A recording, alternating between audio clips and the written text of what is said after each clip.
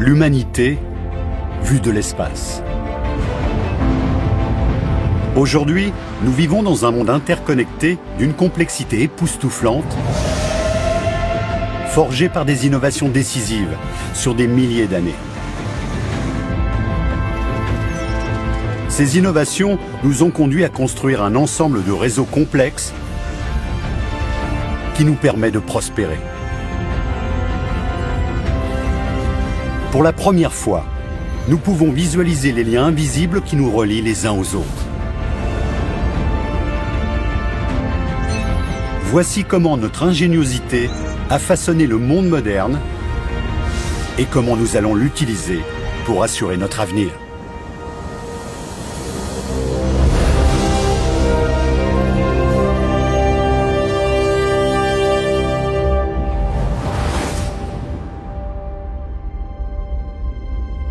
Notre voyage commence à une époque où moins de 5 millions de personnes peuplaient la Terre.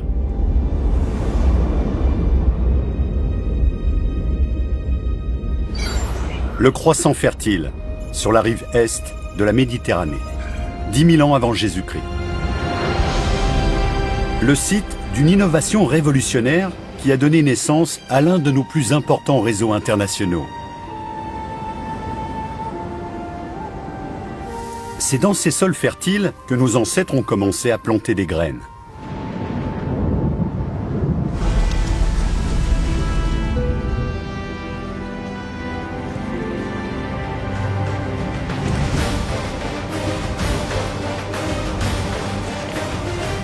La plantation de graines revêt une importance capitale dans l'histoire de l'humanité parce que c'est une façon totalement différente de se nourrir. On a commencé par être chasseurs, cueilleurs, glaneurs. On l'est resté durant la plus grande partie de notre histoire. Et puis on est devenu fermier.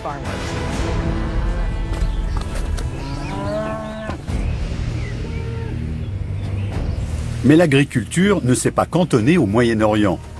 D'autres tribus dans différentes parties du monde ont indépendamment commencé à cultiver la terre.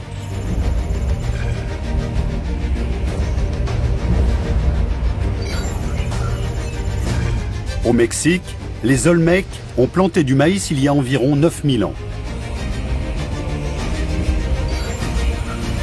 Dans les Andes péruviennes, les premières pommes de terre ont été récoltées il y a 8000 ans.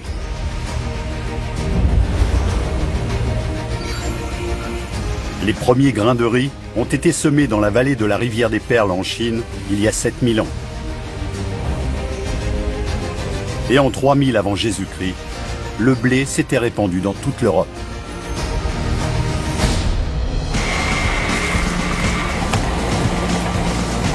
L'agriculture reste l'activité humaine la plus importante de toutes. La possibilité d'observer la Terre depuis l'espace permet de voir notre énorme empreinte sur la planète.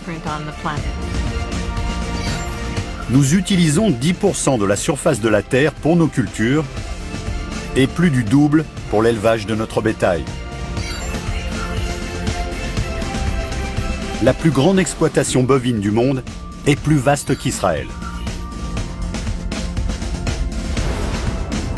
Et les champs de blé représentent à eux seuls la superficie du Groenland. Pour nous nourrir, nous exploitons près de 50% de la surface de notre planète, un chiffre qui grossit chaque jour. Mais l'agriculture n'a pas seulement permis de nous nourrir, elle a radicalement transformé notre comportement. L'agriculture nous a permis pour la première fois de consacrer un peu de notre temps à d'autres activités qu'à la recherche perpétuelle de nourriture. Pendant des dizaines de milliers d'années, nous avons vécu en petites tribus de chasseurs-cueilleurs, se déplaçant constamment pour trouver de la nourriture. L'agriculture nous a permis de nous sédentariser. C'est vraiment grâce à ça qu'on a pu se poser. On n'avait plus besoin de courir partout pour trouver de la nourriture. En devenant sédentaires, nous avons développé une autre caractéristique humaine, la coopération.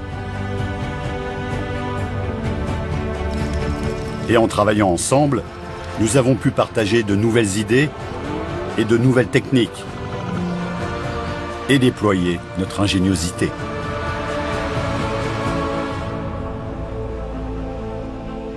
Ils ont pu se spécialiser et jouer un nouveau rôle dans la société. Ils sont devenus charpentiers, tisserands ou forgerons. C'est à travers ce processus, basé sur l'agriculture, qu'on a pu fonder des civilisations complexes et compétentes. Avec nos nouveaux savoir-faire, nous avons créé les toutes premières civilisations, dont on peut encore voir les vestiges aujourd'hui dans des régions où nous avons appris pour la première fois à cultiver la terre.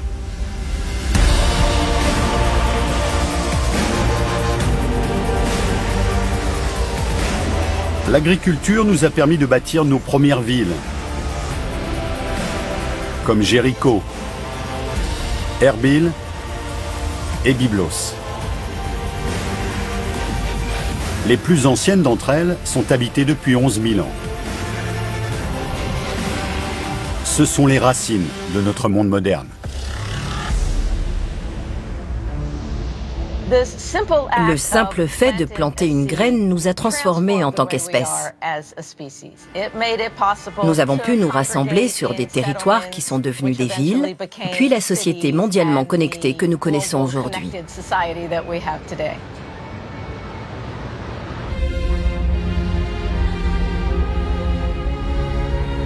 Depuis l'espace, on peut voir à quel point nos villes modernes sont devenues immenses.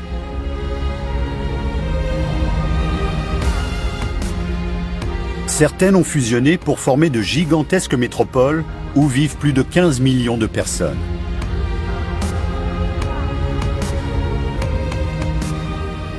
On peut voir les grandes métropoles depuis les Appalaches, en passant par la côte est des États-Unis, jusqu'aux montagnes et aux glaciers du Canada, et tout ça en une seule vue. En 90 minutes, on se retrouve en orbite autour de la Terre et on peut voir l'impact de l'homme tout autour de nous. On se rend compte que l'homme s'est approprié toute la planète. Aujourd'hui, plus de 500 villes à travers le monde comptent plus d'1 million d'habitants. Le plus surprenant, c'est que cet essor incroyable des villes modernes a débuté il y a seulement 250 ans. Dans l'histoire de l'humanité, les villes ont longtemps été l'exception. Il n'y avait que très peu de villes en général. La plupart des hommes ont vécu dans la nature pendant des milliers d'années. Qu'est-ce qui a stimulé la croissance de nos mégalopoles? La réponse réside dans l'ingéniosité d'un seul homme, dont l'idée toute simple a révolutionné le monde. Une idée qui a mené à l'une des migrations les plus massives que l'humanité ait connues.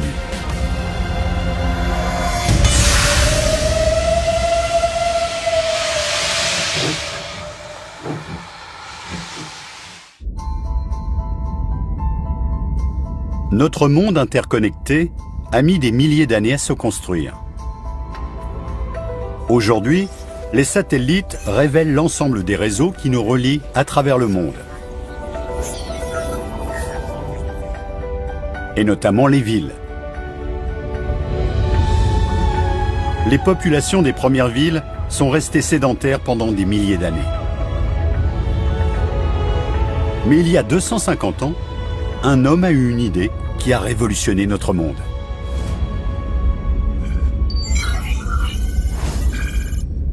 La Grande-Bretagne, 1765.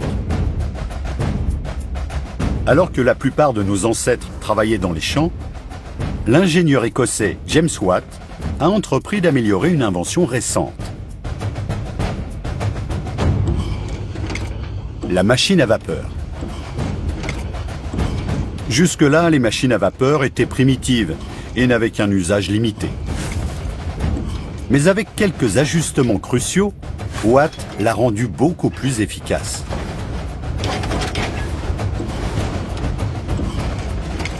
Il a libéré le potentiel incroyable de la vapeur.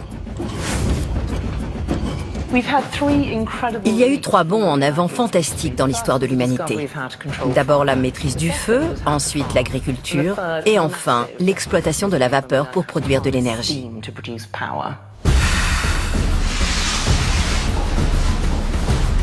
Les ingénieurs ont accueilli à bras ouverts la machine de Watt, déclenchant une nouvelle vague d'innovations humaines presque du jour au lendemain.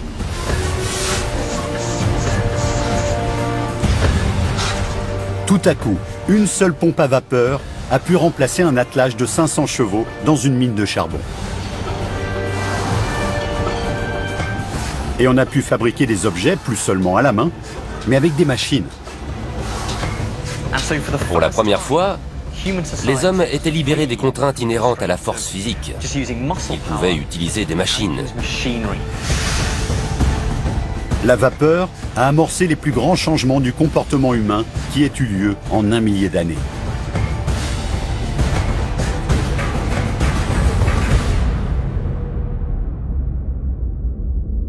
La ville la plus touchée a été Manchester, en Angleterre.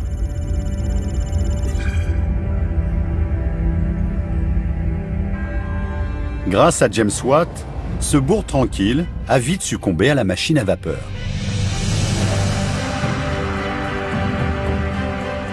Des dizaines de milliers de personnes ont quitté la campagne pour trouver du travail dans ces nouvelles usines.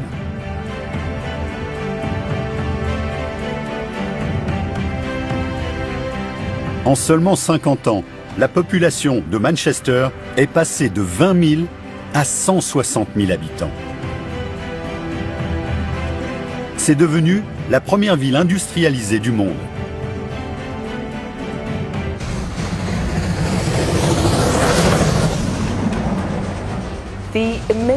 C'était quelque chose d'incroyable. Les villes pouvaient grandir autant qu'elles le voulaient, puisque le chemin de fer leur apportait tout ce dont elles avaient besoin. De la nourriture, du charbon, des gens. Elles ont poussé comme des champignons. Ces innovations ont elles-mêmes transformé le comportement humain et l'histoire de l'humanité. Le monde s'est ouvert à nous.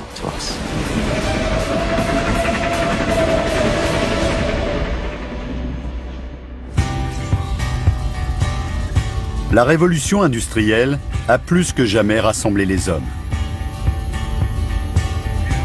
Pour la première fois dans l'histoire de l'humanité, la population des villes a explosé partout dans le monde pour atteindre des millions d'habitants en quelques décennies.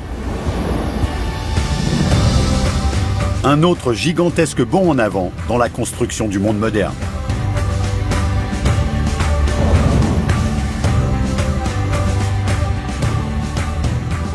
On l'a vu en Inde, en Chine, à Tokyo. Tout à coup, les villes industrielles comme Détroit sont passées de 250 à 1 million d'habitants en seulement 10 ans. C'était extraordinaire. Tout a été bouleversé. Les villes ont explosé. La révolution industrielle a provoqué l'une des plus grandes migrations que le monde moderne ait connue. En 1800, seuls 3% de la population mondiale habitait en ville. Et puis il y a eu la machine à vapeur, le chemin de fer, la révolution industrielle, et ce chiffre a grimpé en flèche. L'homme est entré dans l'ère urbaine. Actuellement, il y a 1,2 million de personnes qui migrent vers la ville chaque semaine dans le monde. C'est extraordinaire. Ces déplacements ont abouti à un moment unique dans l'histoire de l'humanité. En 2006, nous sommes arrivés à un moment extrêmement important de notre histoire. Cette année-là, c'est la première fois que les villes sont devenues plus peuplées que les campagnes.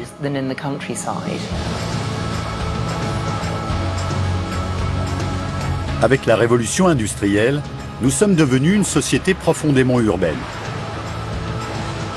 Mais pour que le monde moderne continue de fonctionner, il nous fallait un nouvel éclair de génie.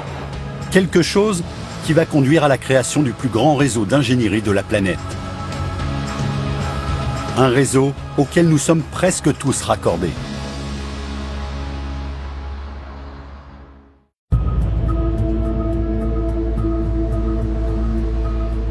Nous avons construit un monde où notre technologie s'étend à toute la planète, reliant des milliards de personnes entre elles. Depuis l'espace, nous pouvons voir les conséquences de notre ingéniosité. 28 octobre 2011. Base de l'armée de l'air de Vandenberg, Californie. 3, 2, main engine start, 1, 0, and liftoff of the Delta II with the NPP satellite. La NASA a lancé le satellite Suomi. Il a été conçu pour étudier la météo du monde entier. Mais avec un œil électronique, 100 fois plus sensible que les satellites précédents, il peut aussi révéler l'interconnectivité de notre planète électrifiée.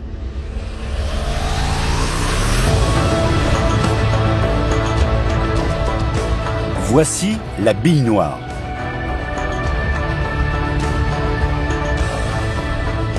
Un assemblage de milliers d'images d'une Terre sans nuages collectées par Suomi sur 312 orbites.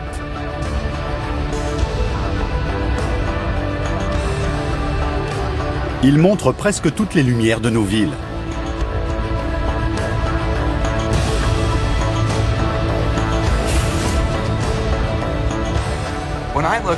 À chaque fois que je regarde les images de la bille noire prises par la NASA, je suis stupéfait.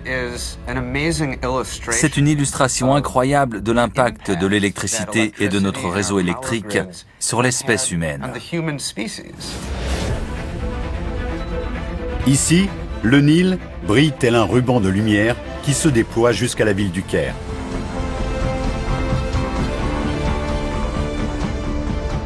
Là, les lumières de centaines de chalutiers qui pêchent dans leurs eaux territoriales révèlent une frontière invisible créée par l'homme.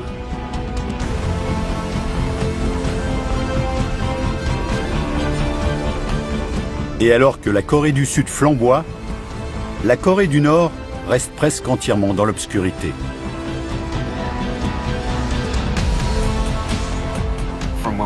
Du matin au réveil, la journée au travail, jusqu'au soir dans notre lit, presque tout ce qu'on fait implique l'utilisation de l'électricité. Quelle invention révolutionnaire a permis d'illuminer notre monde moderne?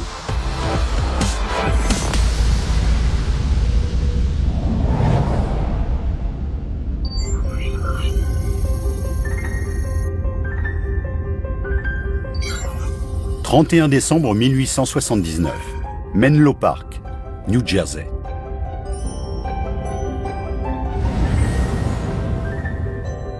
L'inventeur Thomas Edison a présenté sa version améliorée de l'ampoule électrique. Il a fabriqué un filament avec du bambou et du carbone.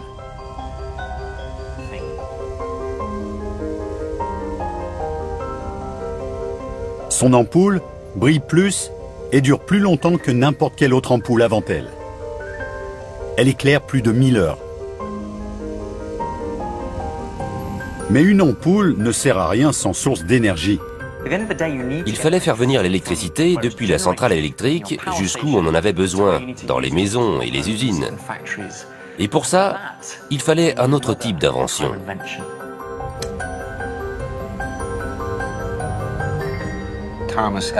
Thomas Edison a perfectionné l'ampoule électrique, ça on le sait. Mais ce qu'on sait moins, et ce qui est encore plus important, c'est qu'Edison a aussi été l'initiateur du réseau de distribution électrique.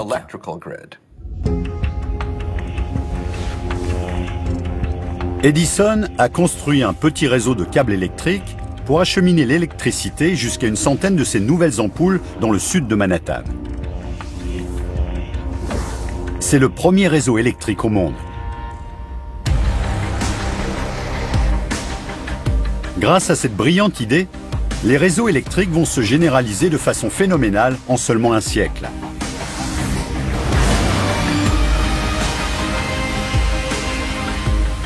En Amérique du Nord, des centaines de centrales électriques acheminent l'électricité à travers près d'1 million de kilomètres de lignes à haute tension.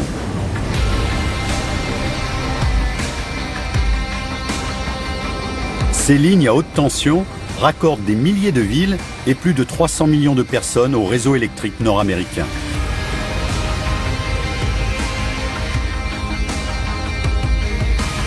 Elles contiennent assez de câbles en cuivre pour faire l'aller-retour jusqu'à la Lune. Le réseau électrique est une machine extraordinaire. C'est de loin la machine la plus grande et la plus sophistiquée que l'homme ait jamais construite. C'est même difficile de savoir à quel point elle est énorme.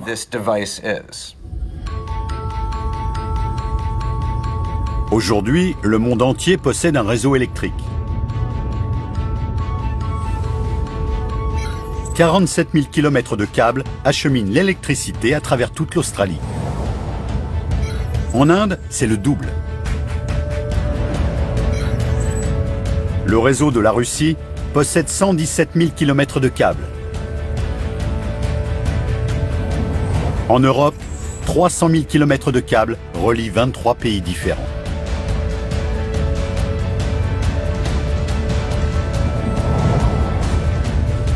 À l'échelle mondiale, les réseaux électriques fournissent de l'énergie à plus de 5,5 milliards d'êtres humains, ce qui représente 80% de l'humanité. La vision d'un seul homme a permis de créer une merveille du monde moderne.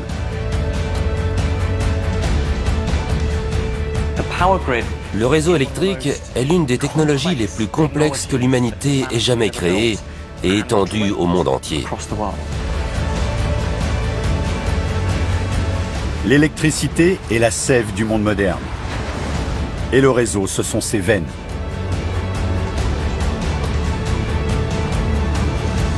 C'est seulement quand l'électricité tombe en panne qu'on l'apprécie à sa juste valeur.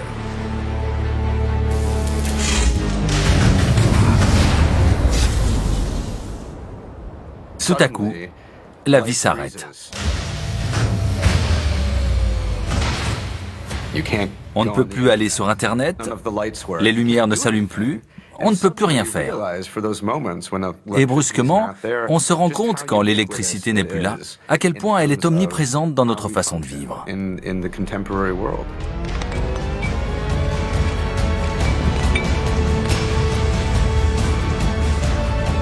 Pour faire fonctionner ce monde moderne, nous dépendons de deux substances que nous allons chercher au bout du monde. Des ressources dont nous ne pouvons plus nous passer et sans lesquelles le monde d'aujourd'hui n'existerait pas.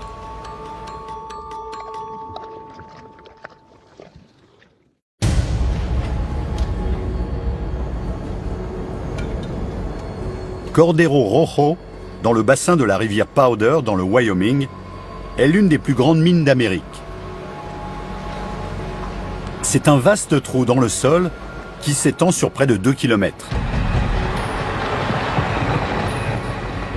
Ici, certains des engins les plus grands jamais construits déplacent des milliers de tonnes de terre chaque jour à la recherche de charbon. Je pense que beaucoup de gens seraient surpris d'apprendre que la majeure partie de l'électricité produite à travers le monde vient du charbon.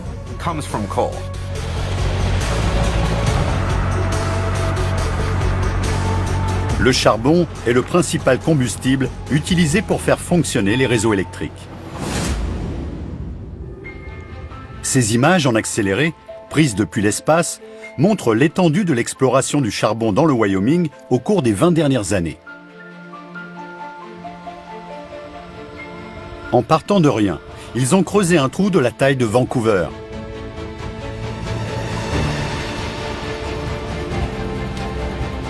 Mais ce gigantesque complexe de mines fournit moins de la moitié des besoins en électricité des États-Unis.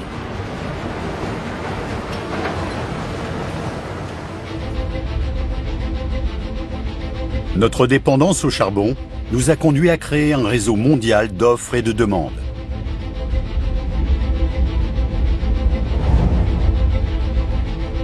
L'Indonésie est le plus grand exportateur de charbon au monde. Le pays en vend chaque année 30 millions de tonnes au Japon.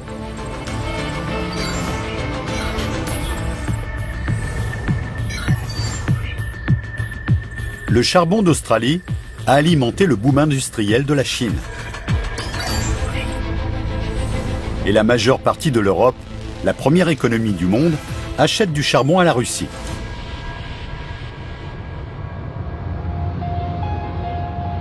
Quand il s'agit de produire de l'électricité, le charbon est roi. Mais il ne suffit pas pour répondre à notre demande en électricité. Dans le monde, nous utilisons assez d'électricité chaque jour pour alimenter un foyer américain moyen pendant plus de 5 millions d'années. Pour répondre à la demande, nous avons construit un vaste réseau de centrales électriques. Plus de 2300 centrales au charbon génèrent 41% de notre électricité. 439 centrales nucléaires en fournissent 10%.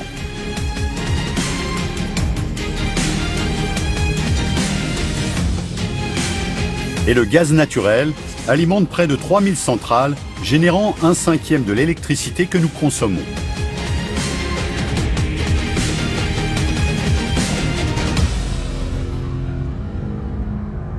Mais toutes ces ressources naturelles sont loin de rivaliser avec une autre ressource, le pétrole.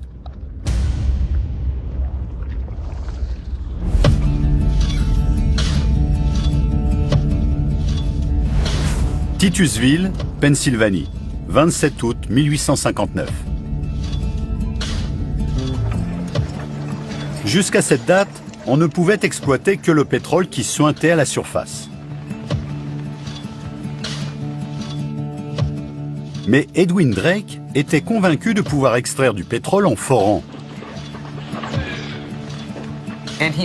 Et il a presque tout de suite rencontré des problèmes. Quand il creusait le sol, il tombait sur de l'eau qui remplissait le puits. Et le puits finissait par s'effondrer. C'était un vrai désastre.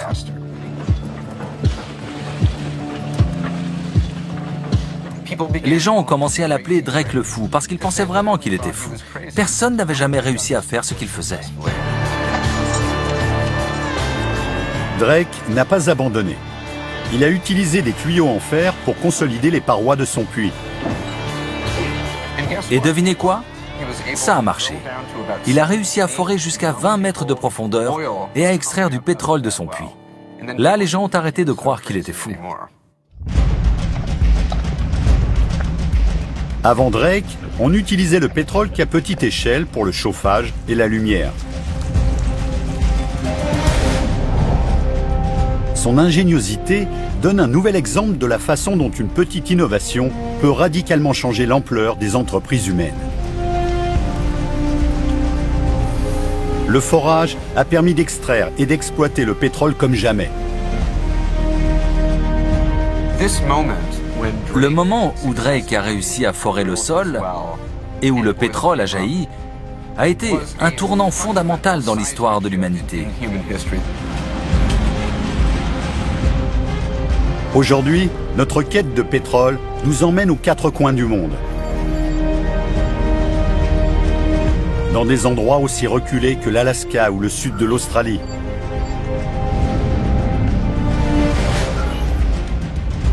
Des déserts de glace en Sibérie, au désert de sable en Arabie Saoudite.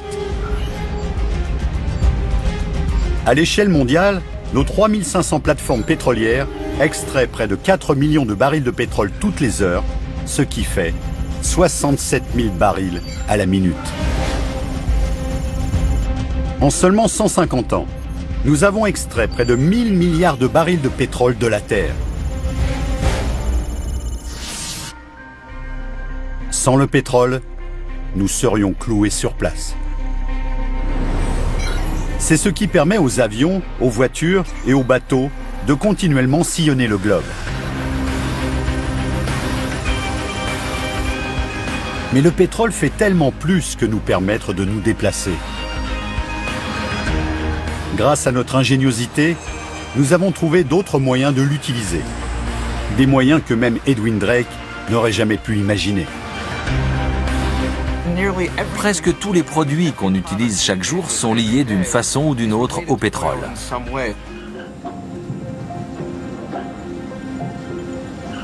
Le pétrole a une telle influence qu'il sous-tend l'une des plus anciennes caractéristiques de l'homme qui nous relie aujourd'hui. Le commerce. Le commerce est un réseau complexe qui s'étend au monde entier, mais qui a de modestes origines. Il s'est forgé à partir de simples boîtes en métal qui ont transformé notre vie.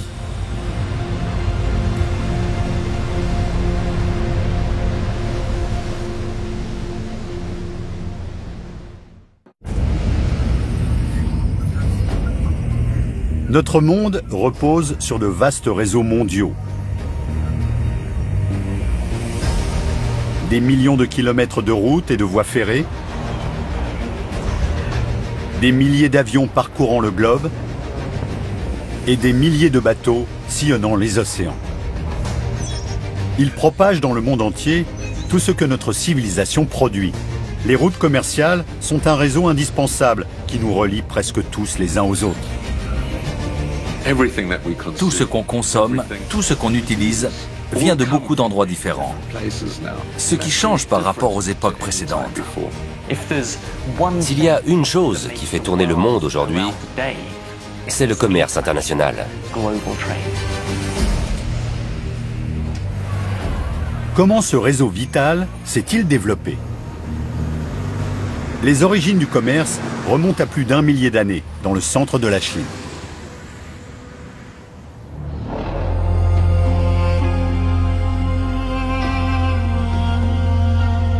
Les Chinois sont les pionniers du commerce.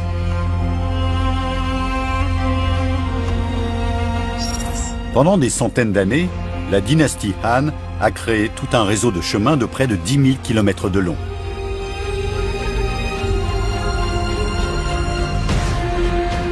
C'est ce qu'on appelle la route de la soie.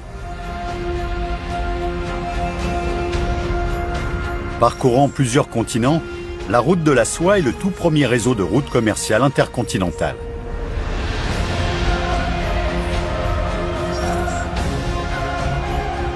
Elles apportaient des marchandises que beaucoup n'avaient jamais vues avant.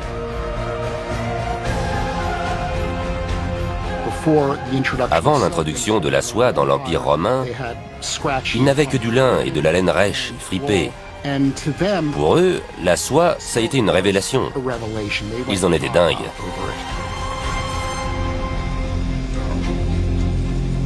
Mais ces routes commerciales étaient souvent dangereuses et difficiles à parcourir. Au milieu du XVe siècle, la guerre entre les dynasties byzantines et ottomanes a rendu la route de la soie infranchissable.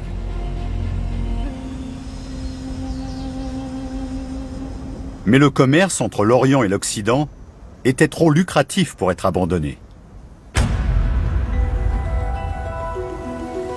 Il fallait une route alternative vers l'Extrême-Orient.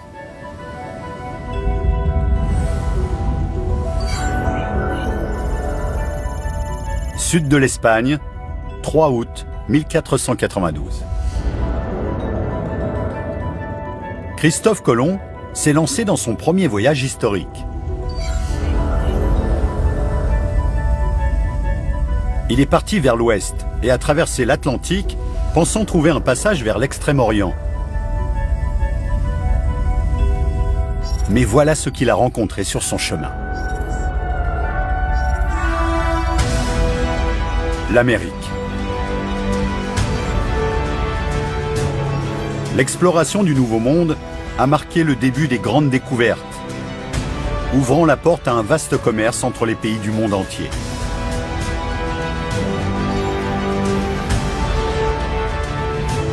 Les flottes de bateaux qui ont sillonné le globe pendant les 150 années suivantes ont tracé la voie vers de nouvelles terres dans l'hémisphère nord et dans l'hémisphère sud.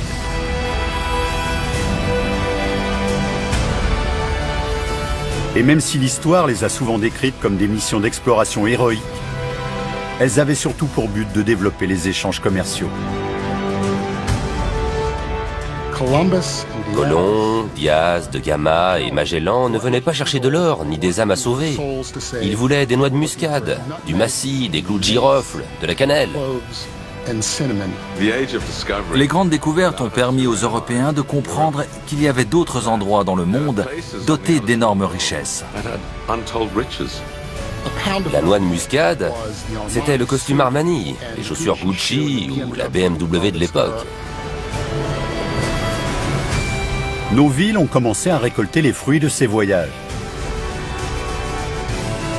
Londres, Paris et Rome ont commencé à vendre du thé, des épices et du sucre.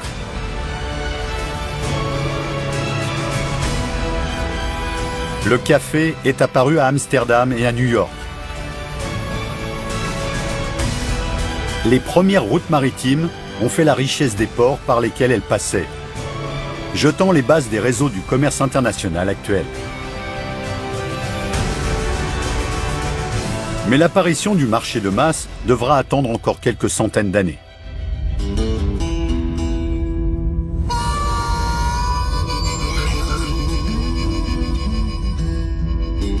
Le port Newark Elizabeth, New Jersey, 26 avril 1956.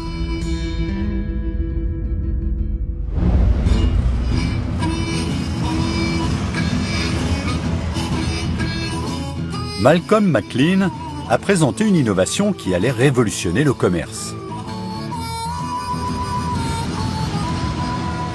Avant McLean, le chargement et le déchargement des marchandises étaient lents et coûtaient très cher.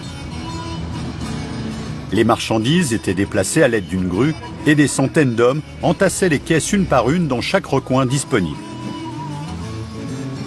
La brillante idée de McLean était de standardiser le processus en utilisant des conteneurs maritimes.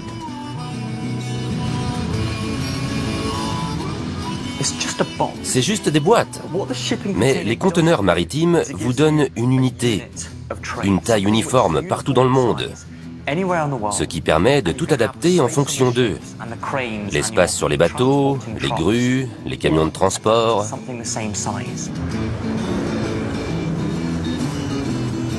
La taille unique des conteneurs réduit considérablement les coûts de chargement qui passent de 6 $ à 16 centimes la tonne.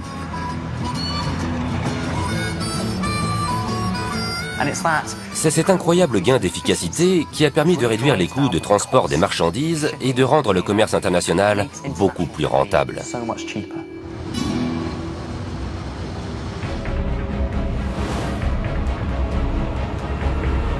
Aujourd'hui, c'est un commerce qui représente 4 000 milliards de dollars et qui compte des milliers de bateaux transportant plus de 120 millions de conteneurs chaque année.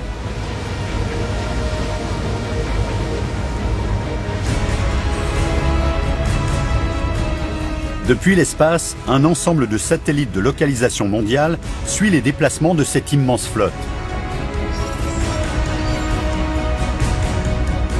Des milliers de couloirs de navigation enveloppent les océans.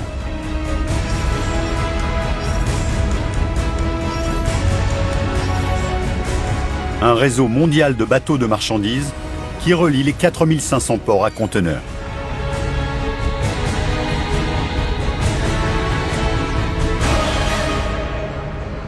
Pour comprendre à quel point les conteneurs maritimes ont changé votre vie, allez dans le supermarché du coin.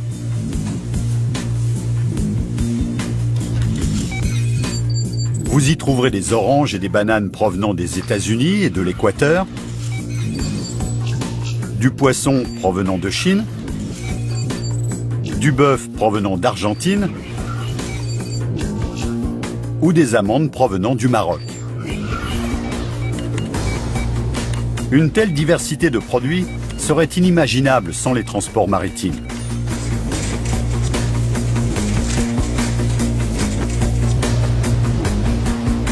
Les routes commerciales ont amené le monde à notre porte.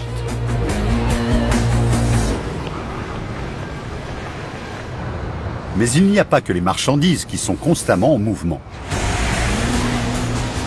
Grâce à notre ingéniosité, nous avons produit des inventions qui transportent chaque jour des milliards de personnes et qui ont créé le réseau le plus vaste du monde.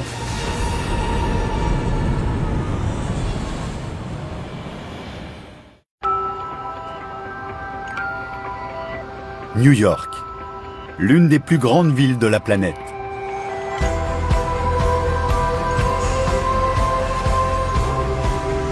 Aujourd'hui, on peut y entendre plus de 800 langues différentes à tout moment. Construite par des générations de migrants, la Grosse Pomme est, linguistiquement, la ville la plus diversifiée de la planète.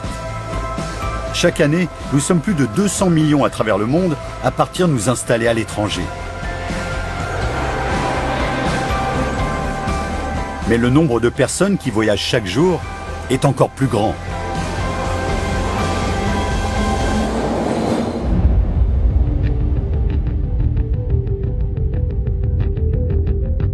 À chaque instant, 1/5 de l'humanité est en train de se déplacer. Se frayant un chemin à travers un réseau complexe de routes et de voies ferrées. De voies navigables et de voies aériennes. Les transports nous ont ouvert le monde et nous ont permis d'aller pratiquement où on veut, quand on veut. Mais il y a à peine un siècle, toute cette infrastructure n'existait pas. Nos ancêtres ont mis des milliers d'années à quitter l'Afrique. Ensuite, il a fallu attendre encore des milliers d'années pour pouvoir naviguer autour du globe. Aujourd'hui, on le fait tout le temps, tous les jours. Comment sommes-nous devenus aussi mobiles? La réponse réside dans l'innovation. 1er octobre 1908. Détroit, Michigan. L'industriel Henry Ford a mis au point la ligne d'assemblage pour pouvoir produire sa voiture en série, la Ford T. Il a ainsi pu réduire ses coûts de production et rendre sa voiture accessible à l'Américain moyen. En 20 ans, il a construit 15 millions d'automobiles, ce qui a amorcé un changement radical dans le comportement humain. La voiture, c'est vraiment une technologie qui nous a rapprochés et qui nous a fait entrer dans la civilisation moderne. Elle a réalisé un rêve qu'on avait depuis des siècles, voyager d'un point à un autre de façon autonome. La production de voitures en masse a conduit au développement d'un nouveau réseau, les routes. La première autoroute d'Amérique s'étendait sur près de 1000 km du Potomac jusqu'à la rivière Ohio. 100 ans plus tard, l'Amérique du Nord avait construit le plus grand réseau autoroutier du monde, s'étendant sur plus de 7 millions de kilomètres.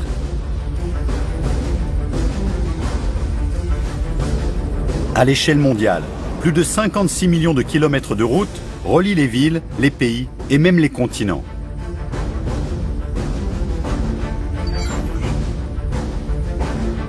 Aujourd'hui, on peut conduire près de 18 000 km non-stop depuis John O'Groats en Écosse jusqu'au Cap en Afrique du Sud. Si on mettait toutes les routes côte à côte autour de l'équateur, elles feraient des milliers de fois le tour du globe.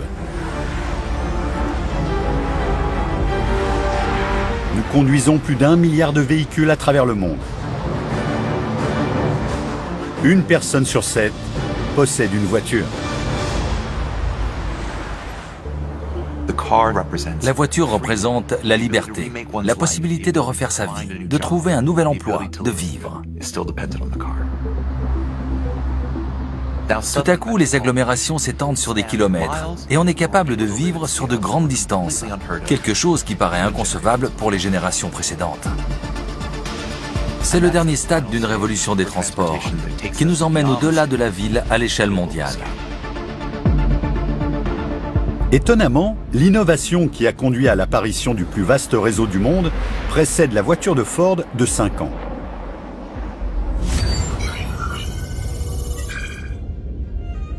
Kitty Hawk, Caroline du Nord, 17 décembre 1903.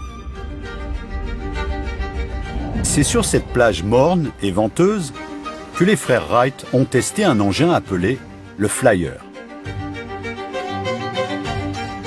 Le vol a duré 12 secondes et l'avion a parcouru 37 mètres. Cet événement apparemment insignifiant a initié une révolution. L'ère du vol à moteur. Il a inauguré un nouveau réseau mondial que nous prenons aujourd'hui pour acquis. Grâce à ce premier vol, le monde s'est rétréci. Nous avons aujourd'hui des réseaux internationaux qui nous permettent d'aller au bout du monde en un seul jour.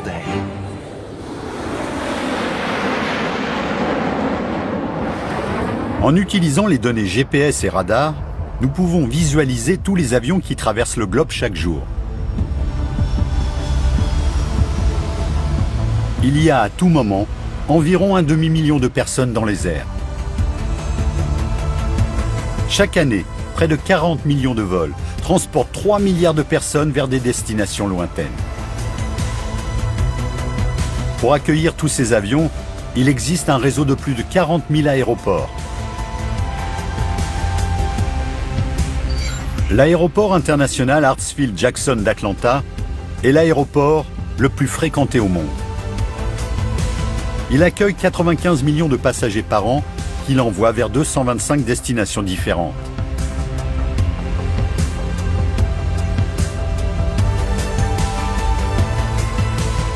Aujourd'hui, l'aviation fournit une image fascinante des déplacements humains. L'invention de l'avion et des vols internationaux n'a pas seulement rétréci le monde, ça a relié toute l'humanité, ça a relié toute la planète en une seule ville interconnectée.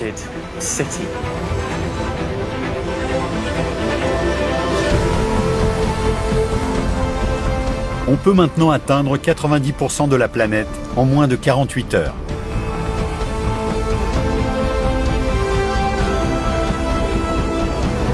Nous sommes plus connectés qu'à n'importe quelle période de l'histoire de l'humanité. Ça a changé notre perception du monde. Aujourd'hui, on peut se considérer comme membre d'une seule société, d'une seule race. Voyager dans le monde moderne nous unit d'une façon encore inimaginable il y a un siècle. Mais notre ingéniosité a permis de créer un réseau encore plus récent et encore plus inattendu. Un réseau qui nous permet de parler face à face avec quelqu'un qui se trouve à l'autre bout du monde sans bouger de chez soi.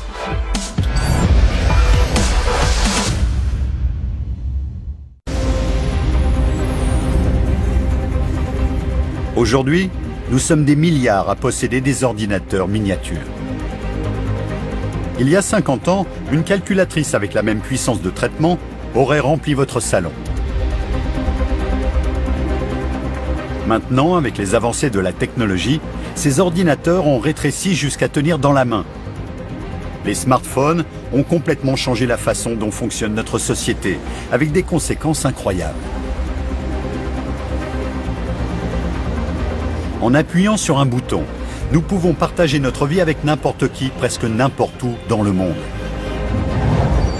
Chaque jour, nous envoyons 182 milliards d'emails et 500 millions de tweets. Nous prenons 70 millions de photos avec Instagram. Et on like plus de 3 millions de messages sur Facebook. Nous pouvons diffuser une pensée ou une idée en un instant. Un simple message peut se propager instantanément et être lu par des milliards de personnes. Alors qu'il y a à peine 500 ans, 99% de nos ancêtres n'avaient pas accès à un seul livre.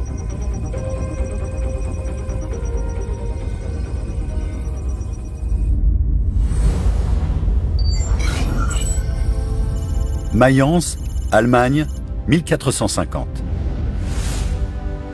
Pendant des siècles, les livres et les textes sacrés étaient imprimés avec ces lettres en bois. Chaque lettre était méticuleusement sculptée et chaque page imprimée une par une. Jusqu'à ce que le forgeron Johann Gutenberg ait une idée très simple.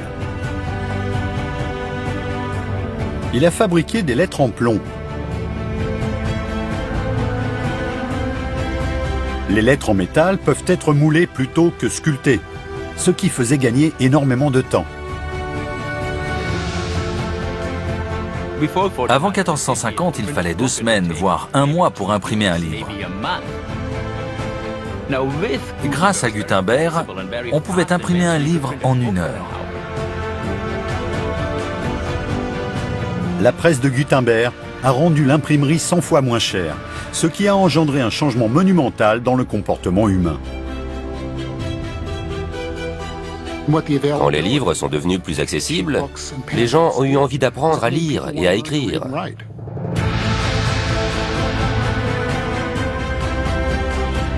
La lecture et l'écriture n'étaient plus réservées aux riches. Pendant les 500 années qui ont suivi, la presse d'imprimerie est devenue un outil de communication de masse, produisant des milliards de livres et de journaux.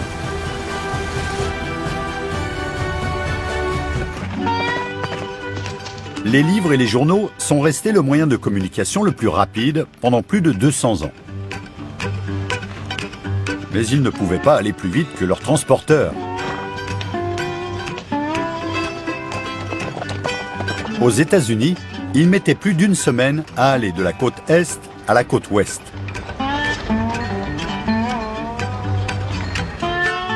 Jusqu'au début du 19e siècle, où une invention a rendu la communication indéniablement plus rapide.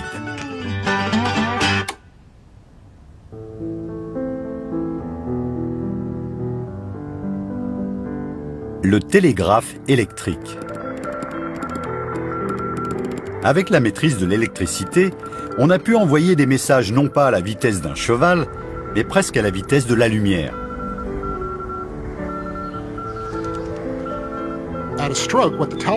Le télégraphe a permis de réduire le temps de transmission de ville en ville de plusieurs jours ou plusieurs semaines à quelques secondes.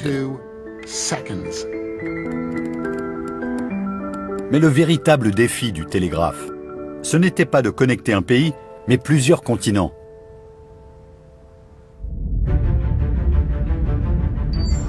« 29 juillet 1858. Dans l'Atlantique, deux bateaux ont vogué l'un vers l'autre, transportant tous deux un câble composé de 7 fils de cuivre.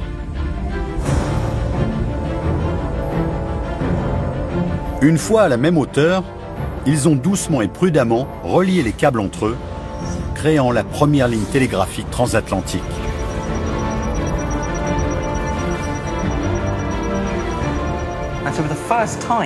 Pour la première fois, l'Europe et l'Amérique se sont retrouvées reliées par un câble électrique et elles pouvaient s'envoyer des messages.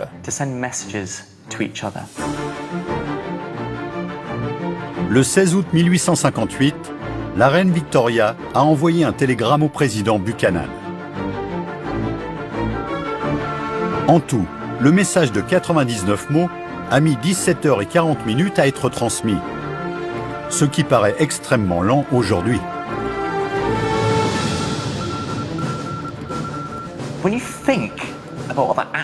Ces pays pouvaient désormais communiquer à travers ce vaste océan beaucoup plus rapidement que s'ils s'étaient envoyé une lettre par bateau. Ça a permis de réunir ces deux continents. C'était une prouesse phénoménale pour l'époque. Aujourd'hui, plus de 800 000 km de fibres optiques sous-marines relient tous les continents de la Terre. Ce réseau de communication a doublé ces 5 dernières années. L'Asie du Sud-Est, Moyen-Orient, Europe de l'Ouest 3 est un bijou de technologie. C'est un câble sous-marin qui s'étend sur près de 39 000 km et qui relie 33 pays, de la Belgique au Japon. L'équivalent de 200 milliards de mots sont envoyés par ce câble à chaque seconde. Si on voulait prononcer tous ces mots, il faudrait commencer à l'époque de Jésus et parler jour et nuit, sans dormir, sans s'arrêter, sans manger, et on serait toujours en train de parler.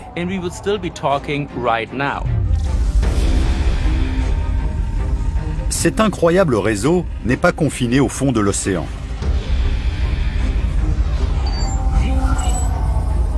Environ 56 millions de kilomètres de câbles parcourent toute l'Amérique.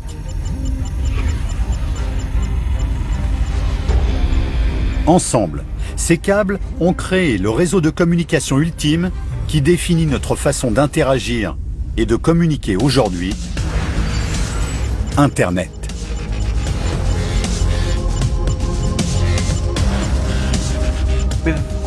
Avec tous ces réseaux de données et Internet, pour la première fois dans l'histoire de l'humanité, nous pouvons communiquer avec n'importe qui, n'importe où dans le monde, et n'importe quand.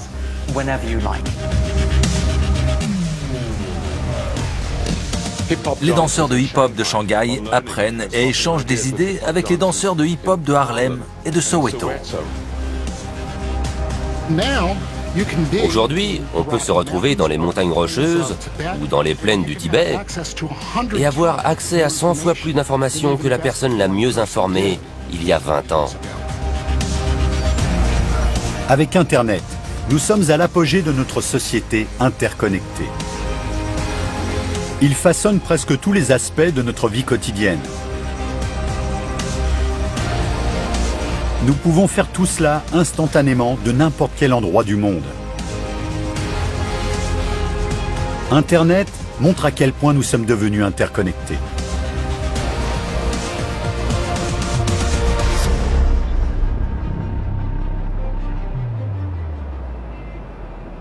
Nous avons fait du chemin depuis 12 000 ans. Guidés par des innovations révolutionnaires, nous avons construit un réseau mondial d'une complexité extraordinaire. Ce réseau nous fournit de la nourriture, de l'énergie, des biens, des moyens de transport et de communication. Il montre à quel point nous vivons dans une société mondiale d'une complexité à couper le souffle.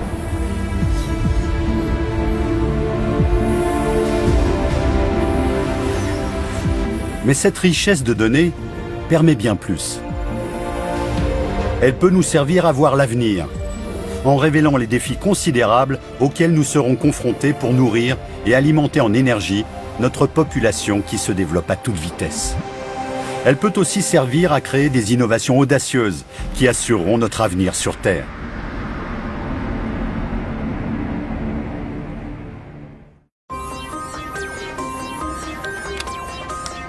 Chaque année, nous générons plus de données que dans toute l'histoire de l'humanité. Nous accumulons dans le monde 2,5 quintillons d'octets de données stockées sur des millions d'appareils.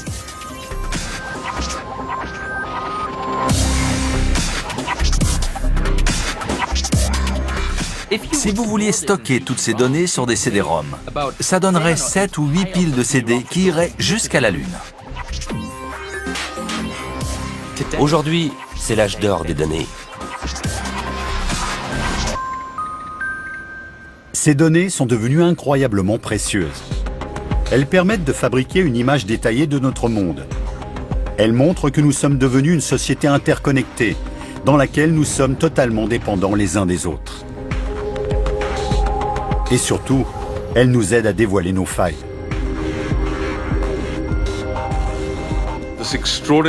Cette extraordinaire intensité et richesse de données nous permettent pour la première fois de mieux appréhender l'avenir et de pouvoir anticiper les conséquences de nos actions.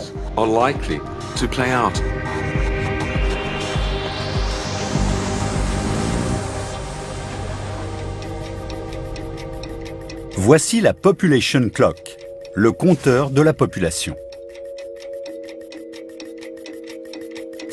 Chaque clic indique une nouvelle naissance.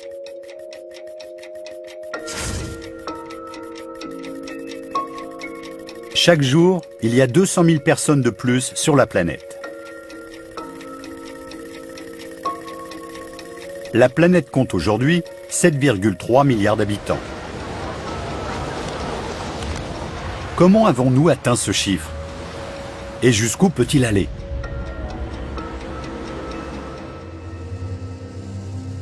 Au début, la population augmentait lentement. Il a fallu presque 11 500 ans pour atteindre 1 milliard d'habitants. Mais seulement 130 ans pour atteindre le double.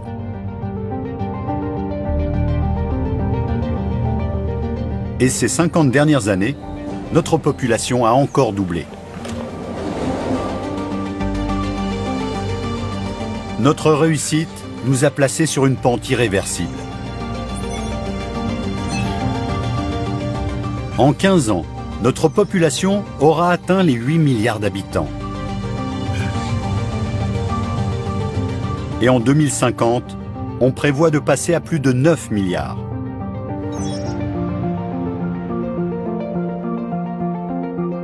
Notre population a grossi de 2 milliards d'habitants, pas en quelques centaines d'années, en une seule génération. Nous sommes environ 7 milliards sur Terre. Cette augmentation massive d'au moins 2 milliards de personnes ces 35 prochaines années, c'est sans précédent. La population mondiale n'a jamais vécu une telle explosion. Ce sont les innovations qui ont conduit à cette croissance sans précédent. La grande question est, sommes-nous en train de devenir victimes de notre succès ?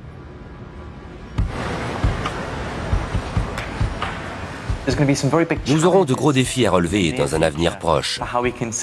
Comment va-t-on nourrir toute cette population sans ravager la planète et l'environnement naturel dans lequel on vit? Ces défis tournent autour de la nourriture. La nourriture, c'est la vie. Sans cela, on meurt. Je ne peux pas faire plus simple. La nourriture, c'est la vie. De l'eau. Tout ce que les hommes font nécessite de l'eau. Que ce soit pour irriguer les cultures qui nous nourrissent ou pour faire fonctionner nos industries, on a besoin d'eau. Et de l'énergie. Comment va-t-on s'attaquer à ce problème pour maintenir les lumières allumées et faire fonctionner nos véhicules?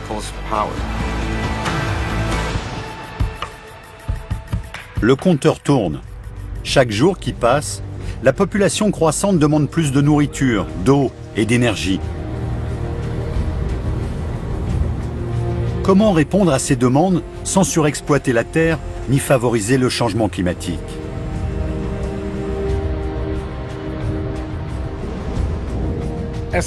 En tant que scientifiques, nous savons que le climat change naturellement. Mais aujourd'hui, la contribution de l'homme couplée à ce changement naturel, c'est comme une loupe qui amplifie le bouleversement climatique. On ne pourra pas vivre comme ça éternellement. Il va falloir trouver des solutions alternatives.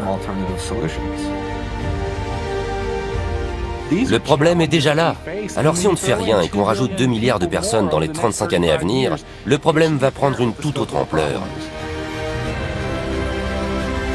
Nous devons inventer une solution. Une solution qui assure notre avenir sur cette planète. Et toutes les informations que nous avons collectées sur nous-mêmes peuvent nous aider. Nous pouvons utiliser ces données pour comprendre les schémas qui vont façonner notre future civilisation. Nous connaissons les problèmes, pourrons-nous trouver les solutions? Notre ingéniosité, qui nous a permis d'arriver jusqu'ici, pourra-t-elle assurer l'avenir des prochaines générations? Il n'y a pas de temps à perdre.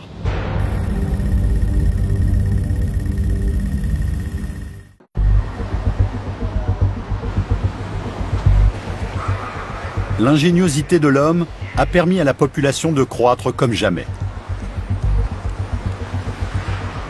Mais d'ici 2050, nous serons 2 milliards de plus et notre mode de vie risque de poser un sérieux problème. L'un de nos plus gros soucis sera la nourriture. Comment nourrir 9 milliards de personnes? C'est un vrai casse-tête. Ce ne sera pas facile à faire. Nourrir le monde est un défi de taille. Il faudra de vastes terres agricoles pour les cultures et le bétail, des millions de litres d'eau et de l'énergie pour produire et transporter la nourriture. Tout cela risque d'avoir de lourdes conséquences sur l'environnement. Tout ça rejette du dioxyde de carbone. Et ce qui en rejette le plus, c'est notre propre agriculture.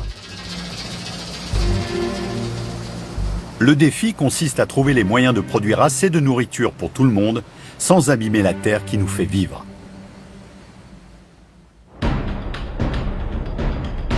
Imaginez, vous avez un magnifique jardin qui contient toute la nourriture dont vous avez besoin pour une année.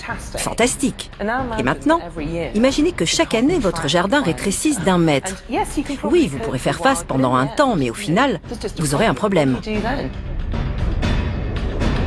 Aujourd'hui, nourrir un Américain moyen nécessite près d'1 hectare de terre. Mais en 2050, 1 hectare de terre devra sûrement nourrir non pas 1, mais 4 Américains.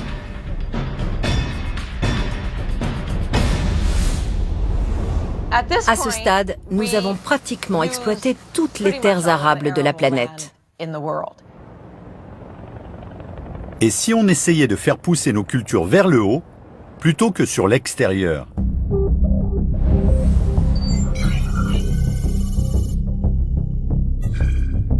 Chicago, sur les rives des Grands Lacs.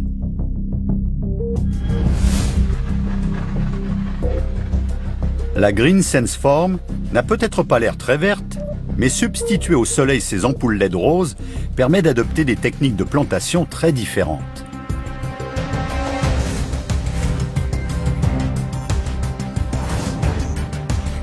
Il s'agit ici d'une ferme verticale, ce qui permet de réduire la quantité de terre utilisée de 90% et d'avoir non pas une, mais 26 récoltes par an.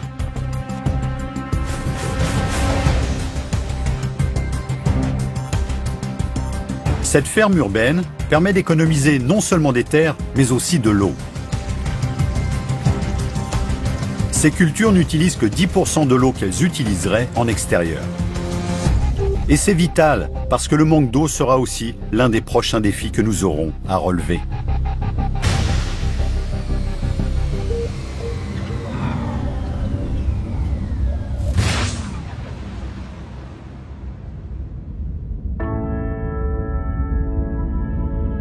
Depuis l'espace, on voit tout de suite que la Terre est composée majoritairement d'eau. Mais elle est en grande partie inutilisable. Sur Terre, il y a 97% d'eau salée et seulement 2,5% d'eau douce. Et la quantité que nous pouvons exploiter est encore plus restreinte. La majeure partie de l'eau douce se trouve sous forme de glaciers ou dans des nappes phréatiques trop profondes pour être pompées. Il ne reste qu'1% d'eau utilisable, ce qui en fait une ressource très limitée.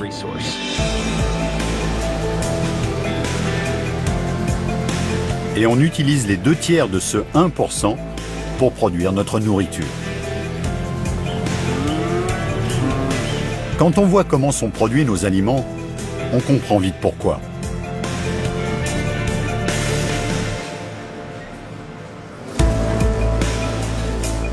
Faire pousser 2-3 pommes de terre nécessite 25 litres d'eau en moyenne. La salade nécessite environ 140 litres d'eau. Ces 2 œufs, encore 270 litres.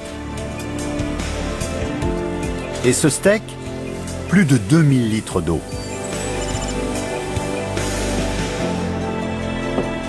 Et ce verre de lait, 200 litres d'eau.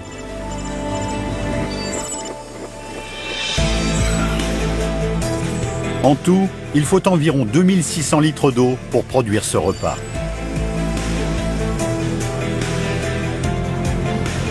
Et on en mange des millions toutes les heures. La plupart des aliments qu'on mange a poussé dans un champ irrigué.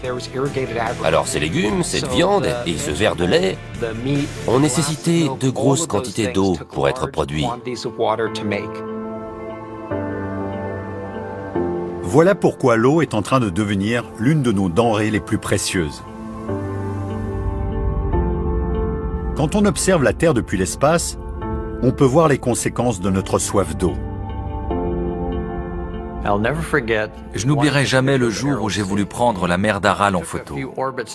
J'ai dû changer plusieurs fois d'orbite avant de la trouver parce que ce n'est plus une mer.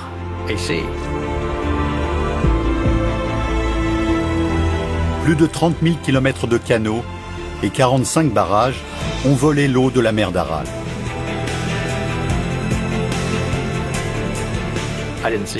Il n'y avait plus d'eau, juste les vestiges d'un littoral. Je ne voyais plus que de la poussière marron-grise. Et ce n'est pas la seule étendue d'eau qui a disparu. Le fleuve Jaune en Chine, après avoir servi à irriguer les champs, seuls 10% de son eau atteignent la mer. L'Indus au Pakistan, il ne reste plus que 10% d'eau dans la rivière. Et aux États-Unis, seuls 10% des eaux du Colorado atteignent le Mexique. Cultiver la terre en préservant le sol et l'eau est primordial.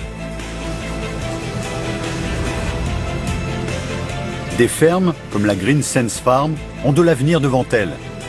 Et d'autres innovations offrent des solutions prometteuses.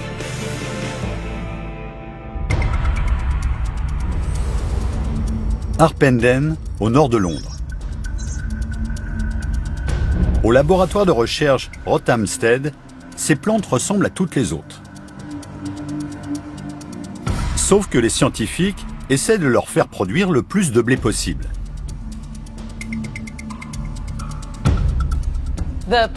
Pour accroître les récoltes, on a d'abord essayé d'augmenter les rendements, c'est-à-dire d'augmenter la quantité de nourriture produite sur la même surface.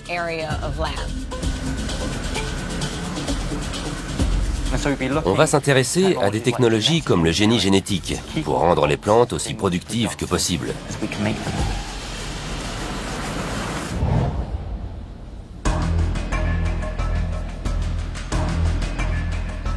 Ces plantes sont mieux cultivées.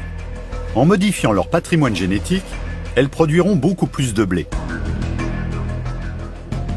Augmenter le rendement sans utiliser plus de terre implique d'avoir recours à l'irrigation, aux engrais et aux pesticides. Actuellement, en Angleterre, on cultive environ 8 tonnes de blé sur un demi-hectare de terre. Ces plantes sont conçues pour produire jusqu'à 20 tonnes de blé. La biotechnologie peut aussi aider les plantes à être plus résistantes aux insectes, à la sécheresse ou aux inondations. Cela ouvre de nouvelles possibilités quant à l'endroit où on pourra les faire pousser. L'objectif, par exemple, c'est de pouvoir cultiver du blé résistant à la sécheresse en Afrique subsaharienne ou du riz résistant aux inondations en Asie. Bientôt, on pourra voir du riz résistant à la sécheresse et aux inondations poussé en Inde ou au Pakistan. Du maïs résistant à la sécheresse dans l'ouest du Kansas. Du maïs planté dans des zones désertiques de l'Ouganda. Et du blé planté dans des zones semi-arides d'Afrique, d'Australie et d'Amérique du Sud. Les nouvelles méthodes agricoles sont la clé pour nourrir les futures populations. Et elles pourront peut-être un jour freiner le changement climatique.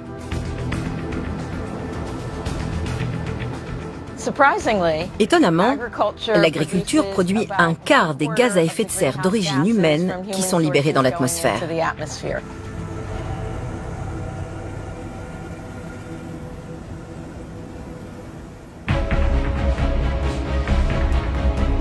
Il n'y a pas de remède miracle pour pérenniser l'agriculture. Modifier notre façon de cultiver, l'endroit où on cultive et ce qu'on cultive sont déjà de bonnes pistes. Mais aurons-nous assez d'énergie pour cuire nos aliments ?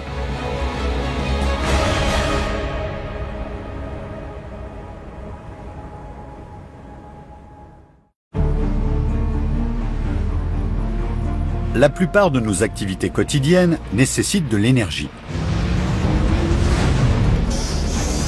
Produire, se déplacer, manger, s'amuser.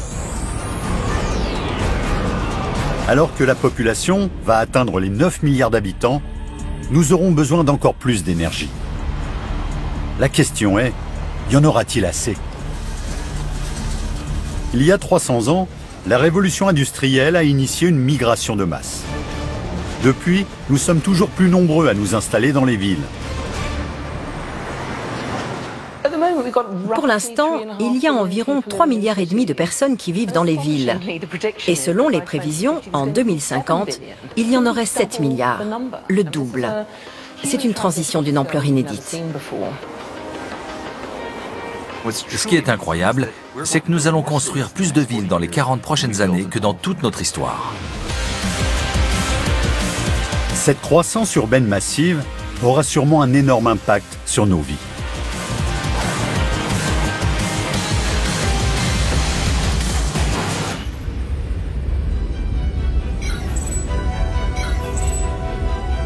D'ici 2050, la multiplication des villes signifie que nous nous déplacerons beaucoup plus. Des déplacements qui augmenteront de 600%. Le nombre de passagers aériens passera de 3 milliards aujourd'hui à 16 milliards en 2050, ce qui reviendra à 44 millions de passagers par jour. Et le nombre de voitures sur la route passera à 2 milliards. Aujourd'hui, la Chine possède 250 millions de voitures et elle en rajoute 20 millions chaque année. Les classes moyennes en veulent une pour la liberté qu'elle procure. À Pékin, les routes sont déjà bondées, avec plus de 2 millions de véhicules. Un chiffre qui augmente de 1500 par jour.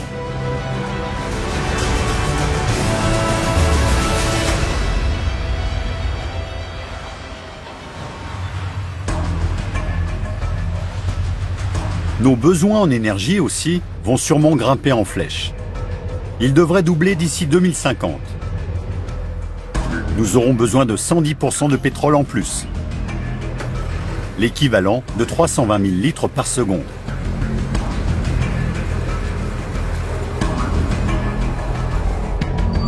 Et nous construirons plus d'1 millier de nouvelles centrales à charbon de par le monde pour répondre à la demande en électricité.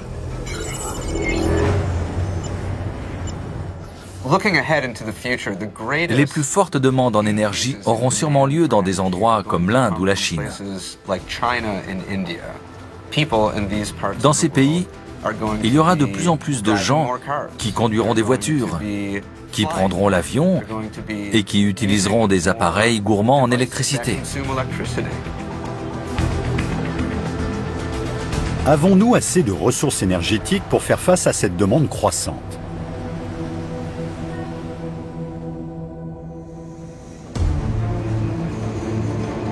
Au rythme auquel nous consommons le pétrole, nous aurons épuisé nos réserves d'ici environ 50 ans. Le charbon pourrait être notre bouée de sauvetage au siècle prochain. Nous en aurions sûrement assez. Mais si nous utilisons ce qui reste de ces ressources, nous risquons d'aggraver notre situation. Il reste beaucoup de charbon dans le sous-sol. Mais si on brûle ce charbon pour générer l'énergie dont on a besoin, on risque d'accélérer le changement climatique. Ce n'est pas une bonne solution. Si on utilise des combustibles fossiles, on pourrait ajouter 300 milliards de tonnes de dioxyde de carbone dans l'atmosphère d'ici 2050, ce qui multipliera les effets du changement climatique.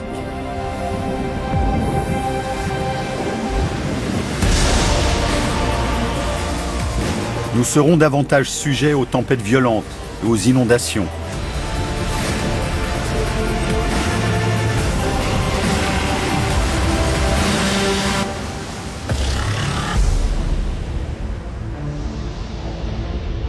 Prenez l'Asie du Sud-Est. Ces 35 prochaines années, la population dans les villes côtières va sûrement grimper en flèche. Et il risque d'y avoir davantage de victimes en cas d'onde de tempête ou de montée des eaux. Dans le monde, les submersions marines menacent d'envahir jusqu'à 1 milliard de personnes d'ici 2050.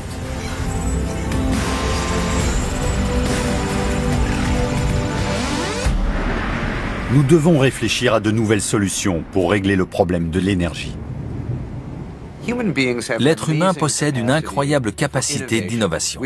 Nous sommes de formidables inventeurs, des créateurs. Et nous avons déjà commencé à créer des technologies et des machines qui nous fourniront des solutions alternatives pour créer et exploiter l'énergie.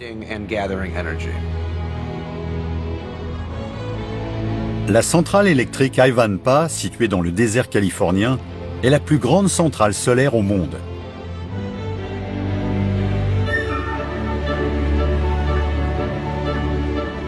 Plus de 300 000 miroirs contrôlés par ordinateur dirigent la lumière vers le sommet de cette tour géante.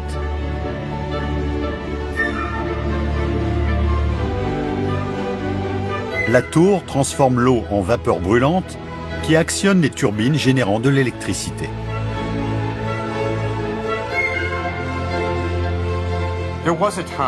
Il n'y a pas si longtemps, quelques décennies à peine, l'énergie solaire était plus vue comme un rêve utopique, un fantasme. Mais ce genre de centrale a transformé le rêve en réalité. À elle seule, Ivanpah produit assez d'électricité pour alimenter en énergie plus de 140 000 foyers. Ces grandes centrales électriques ont montré que cette technologie était plus que fiable. Elle fonctionne et on peut produire de grandes quantités d'électricité grâce à l'énergie solaire. Ivanpah n'est qu'un aperçu de ce dont l'énergie solaire est capable. En effet, la nature peut nous fournir d'autres sources d'énergie, telle la chaleur qui contrôle les vents.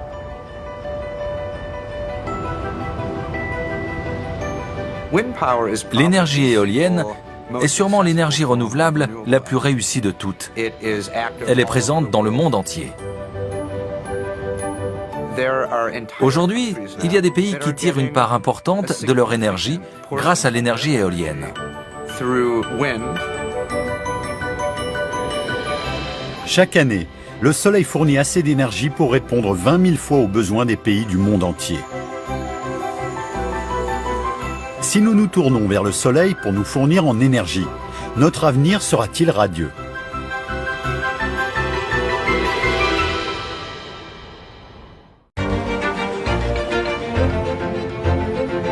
Avec une population croissante, notre soif d'énergie ne fera que se renforcer.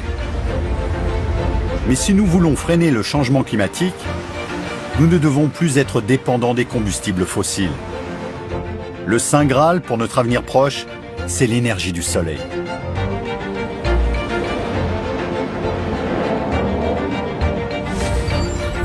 Ces 5 dernières années, l'utilisation de l'énergie solaire a augmenté de presque 100%.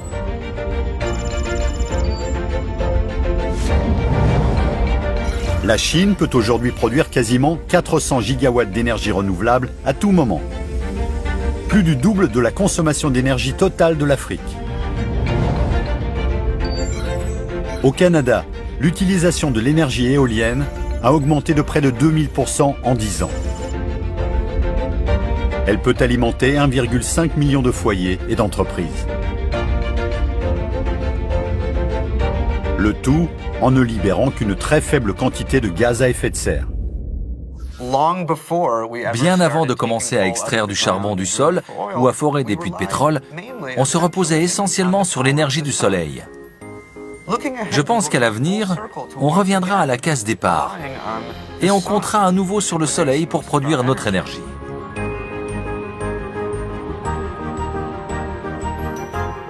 Les réserves de charbon et de pétrole ne sont pas illimitées, alors que le soleil, lui, brillera encore pendant des milliards d'années. Le vent soufflera toujours et l'eau coulera toujours. Nous tourner vers le soleil permettrait de nous sevrer des combustibles fossiles. Il a le pouvoir de transformer notre monde et d'assurer nos besoins en énergie pour longtemps.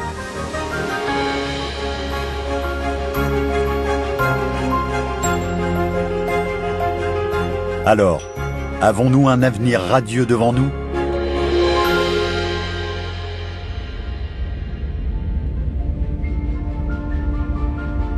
Ces 12 000 dernières années, notre société a vécu une transformation incroyable.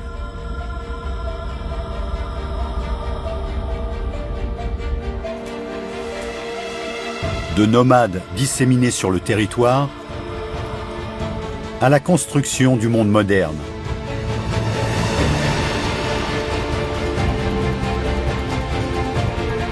L'innovation nous a poussés à construire un vaste réseau interconnecté.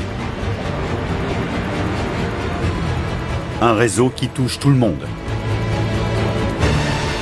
Cette incroyable connectivité mène à une plus grande interdépendance. Ça veut aussi dire que nous devons prendre soin du système et des autres, parce que ce que nous faisons en tant qu'individus affecte tout le monde. Aujourd'hui, nous avons la possibilité de voir la façon dont nous sommes tous connectés. Tout ce que nous faisons au quotidien génère de grandes quantités d'informations. En les réunissant, nous pouvons nous voir comme jamais auparavant, à une échelle mondiale.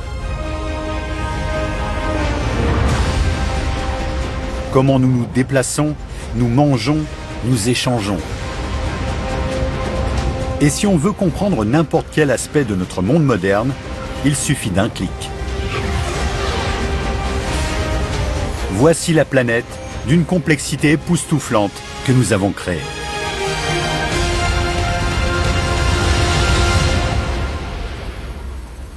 Pour la première fois de l'histoire, toutes ces données nous permettent de nous voir en intégralité.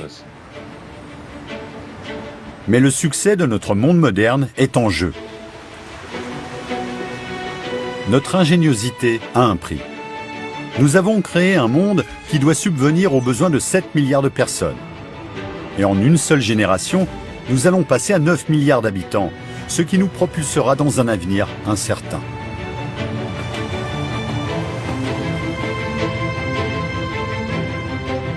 En tant qu'espèce, nous allons certainement faire face à de redoutables défis dans les années à venir.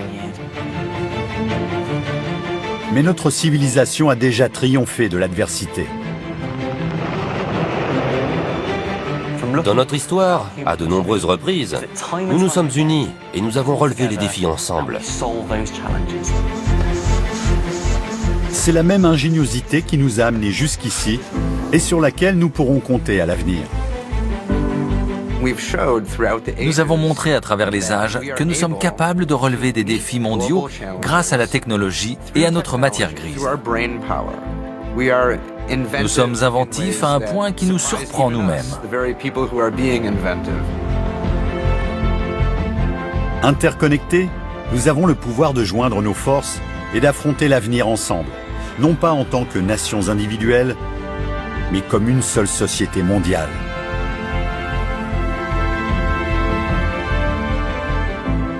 Nous n'avons jamais eu autant de connaissances qu'aujourd'hui.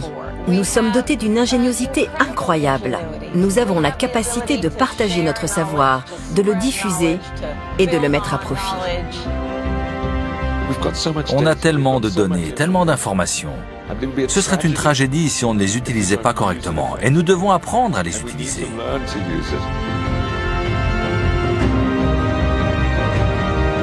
En apprenant de toutes ces données, nous pouvons façonner notre avenir.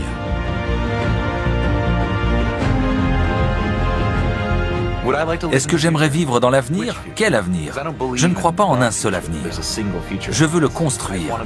Je pense qu'on le construit tous ensemble. J'aimerais vivre dans un avenir encore plus connecté. Je veux appartenir à une société mondiale qui nous relie tous et nous permet de réaliser tout notre potentiel. Et je pense que cet avenir est possible.